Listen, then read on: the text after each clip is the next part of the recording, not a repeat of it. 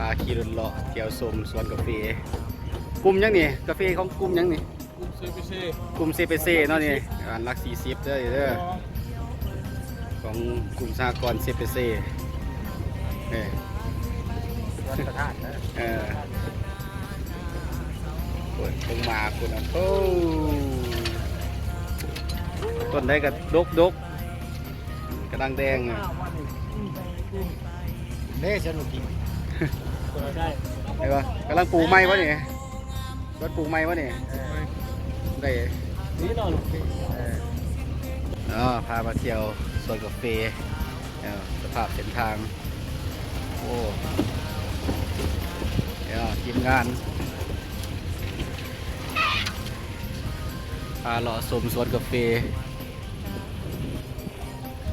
ความเต็มต้นทีมงานขอบรถถึงได้มาเนาะอย่างอื่นมาบ่ได้เป็นมาเส้นทางไง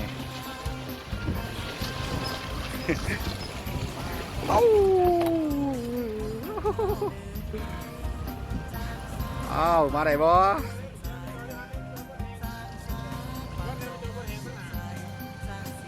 มาโอ้ยบุกเฮ้ยแท้ของแท้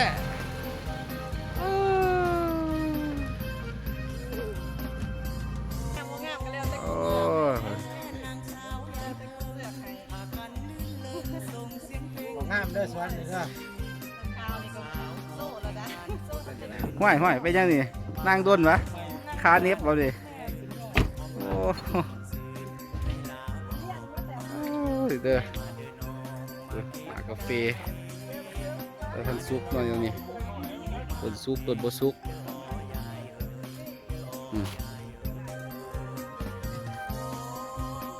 เนาะพาสมพุดความดกเป็นโกง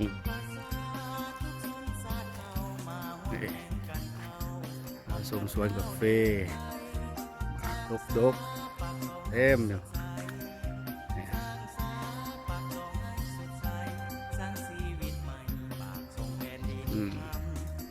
ชีมิเบิ่งเด้อรสชาติหวานกินแบบตื่นหนาวความดกพาเลาะชมสวนทีมงานพามาเบิ่งมากาแฟ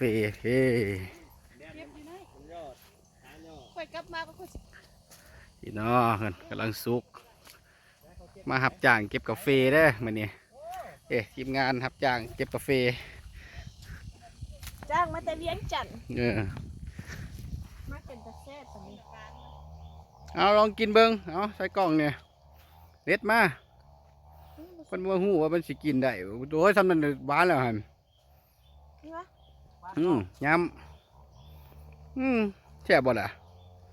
น่ะหวานโอ้เขาเจ้าเขาทำกินไว้เขาเจ้าเขาจ้างเขากินเนาะเอาก็กินเงินเดี๋ยวกินแล้วก็กินแล้วก็เห็นว่าเขาเคยกินมะขอบ่เขาจ้างเขาไปกาแฟกินเงินเขาสิออกมากาเป็นหลังเห็นว่าเขากินมะขอเลยกับปุ๊ดออกมาเลยเขากินเงินแล้วเลยโอ้ทีมงานเก็บกาแฟอร่อยมากคุณว่าใหญ่ดีหวานบ่กาแฟหวานพร้อมเนาะเอาเก็บกาแฟกินหลายนั่งเมาได้หนุ่มก็ดีตัวมันตึงสดสื่น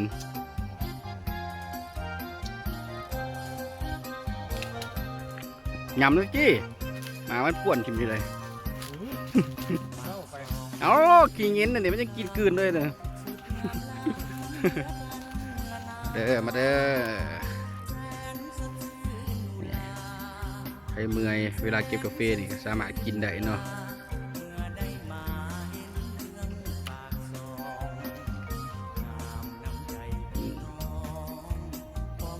อ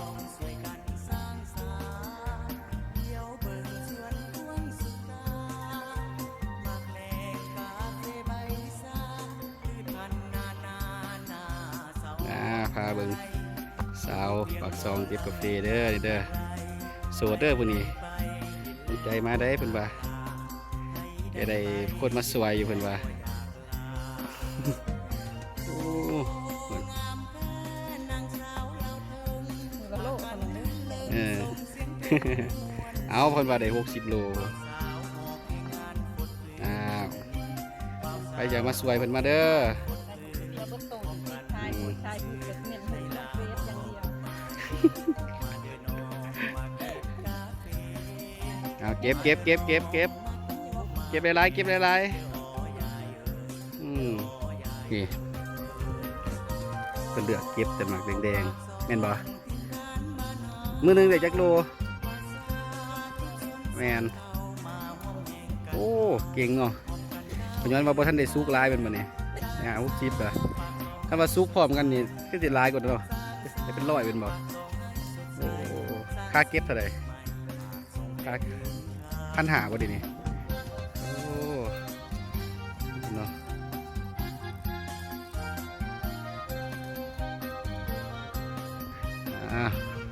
คนมาเบิ่งอีกส่วนหนึ่งสบายดีเก็บกาแฟวะโอ้ได้เที่ยวหนึงแล้วเที่ยวสองเลยเต็มกระตาเลยจักโลนี่ว่ามีแต่ไปโฮมไว้แล้วจึงสร้างบาทเดียวมันบ่เดือดแต่มันแดงเลยส่วนนี้ยังไม่ทันได้สุกพร้อมกันเนาะ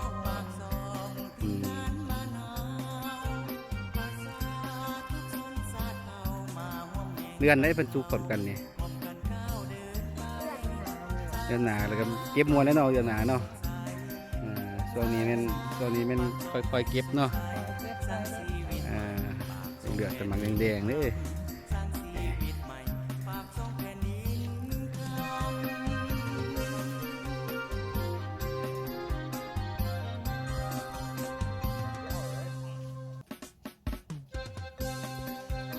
ทางนี้ผู้บ่าวเด้อคนนี้ผู้บ่าวเก็บกาแฟ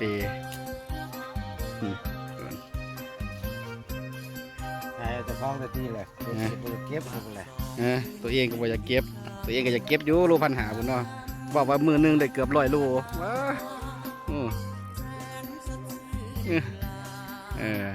าก็เป็นตำมวนตัวเนาะมือนึง100,000 ปลายเนาะหาเงิน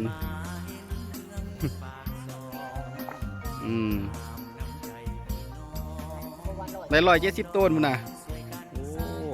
นี่ก็เด้อนี่เด้อมา เด้อเก็บกาแฟซอยกันแน่ ว่าหนาเผาเดี๋ยวได้นี่ว่าหนากลุ่มผลิตกาแฟได้นี่คุณภาพกลุ่มกาแฟรัก40ว่าหนาเผาโลดนี่ เก็บกาแฟเอาหมาแดงๆเลยเด้อยอดโอ้คนสุกเลยมาเด้อซอยเด้อการทำงานอยู่โล8,000 ขาย 8,000 เก็บเองเด้อโล8,000เจ้าของสวนเป็นราคาดีจะมาใครที่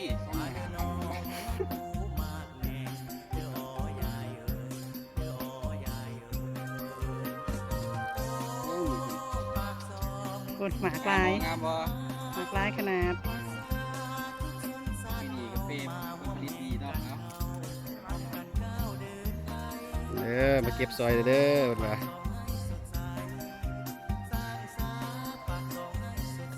บอกจุดพิกัดนะตี้บอกเพิ่นสิมาสวย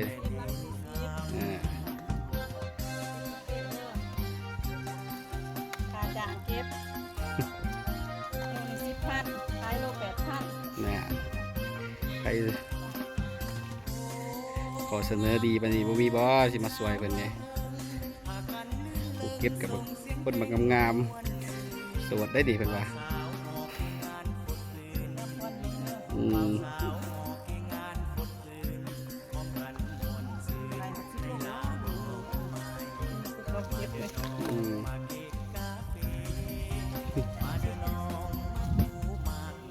อนี่เด้อคุณเก็บเป็นว่าคุณ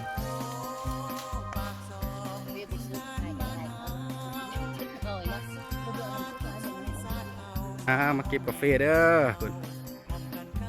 หัวหน้ากลุ่มไว้นี่คุณ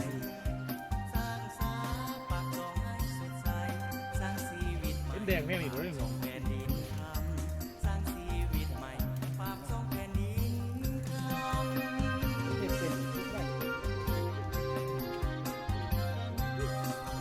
โอ้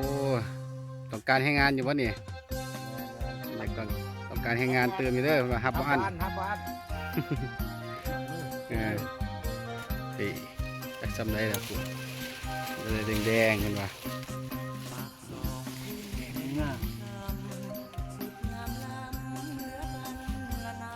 กาแฟคุณภาพกันว่ะต้องเก็บเอาแต่หน่อยแดง สดแท้เลย หวานหาดคนเก็บไปเก็บมาแล้วก็ยูน้ำยัดเข้าได้กันเป็นว่าช่วงอีกแห่งเพิ่มพลัง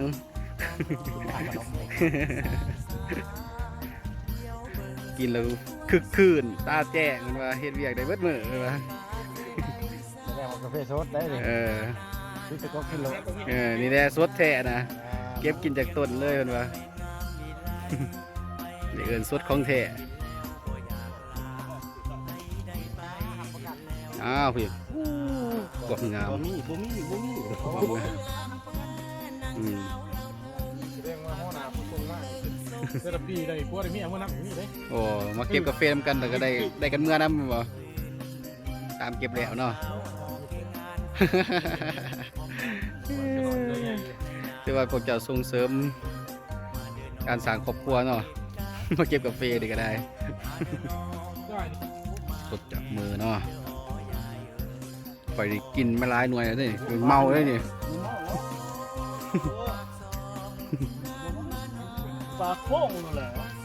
ตัวนี้สดมันบ่อยู่นี่ ได้เคมี เก็บกินได้เลย ที่เป็นข้างหน้า ขอบคุณได้ที่มันลงเรือพวกทำมือ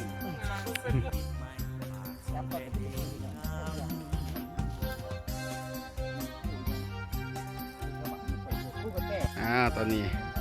เก็บกาแฟมาแล้วเนาะเกือบเต็มเพิ่นว่ามาสั่งเบิ้งมาเนี่ยรอบ2มาเนี่ยโอ้โห